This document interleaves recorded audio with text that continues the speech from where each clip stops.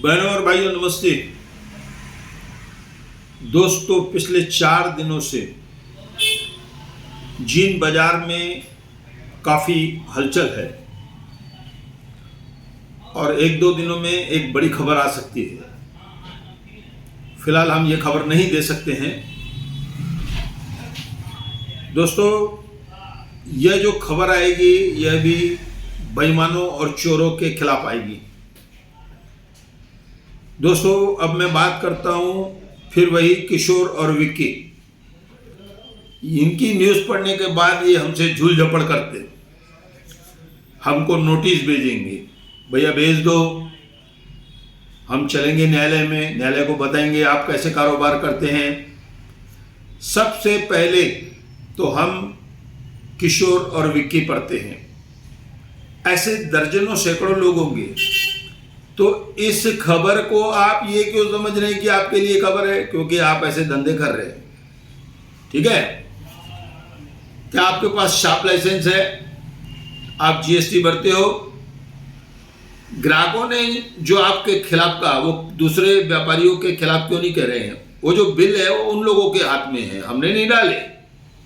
और वो जो तुमने बिल बनाए हैं ना, उसकी एड्रेस एक लिख रहे हो, नाम एक लिख रहे हो, एड्रेस चालिया साहब लिख रहे हो और पुरानी पोस्ट ऑफिस, ऐसा वहाँ पर कोई दुकान नहीं है। वहाँ पर कोई ऐसी दुकान नहीं है।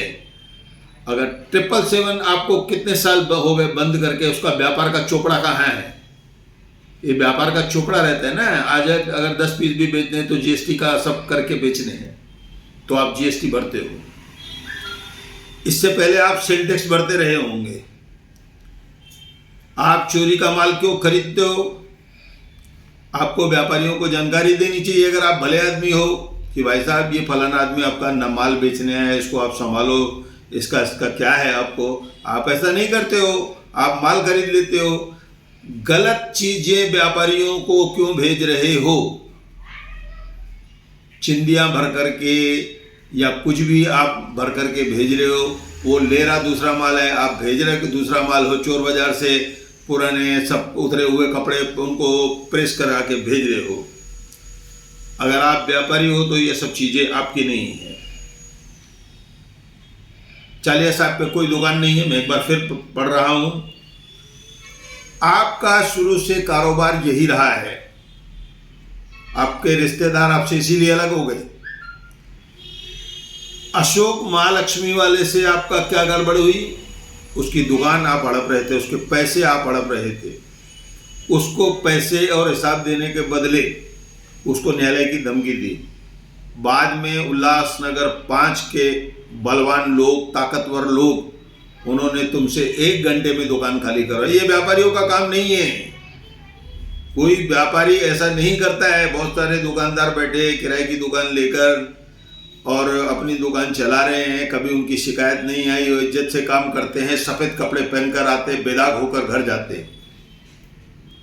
तुम्हारी जो फोटो भी आई है ना, वो मैंने नहीं डाली है, मैंने सिर्फ न्यूज़ पढ़ा है। उस न्यूज़ पे तुम कहते हो कि भाई ये चोर तो मैं हूँ। मैंने तो नहीं कहा भैया आप चोर हो, आप कहाँ पर बैठे हो, आप कैसे कर रहे हो। आप जाइए न्यायालय में जाइए।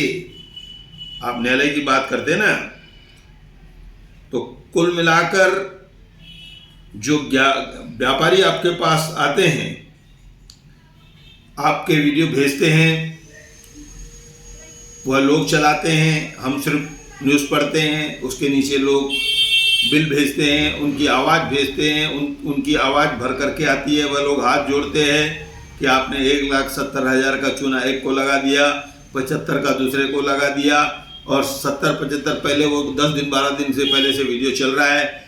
ऐसी सैकड़ों की लिस्ट निकलेगी, सैकड़ों की। वो सब भरपाई आपको करनी पड़ेगी, नहीं तो आपके ऊपर मामले दर्ज हो जाएंगे, ये आप ख्याल रखना।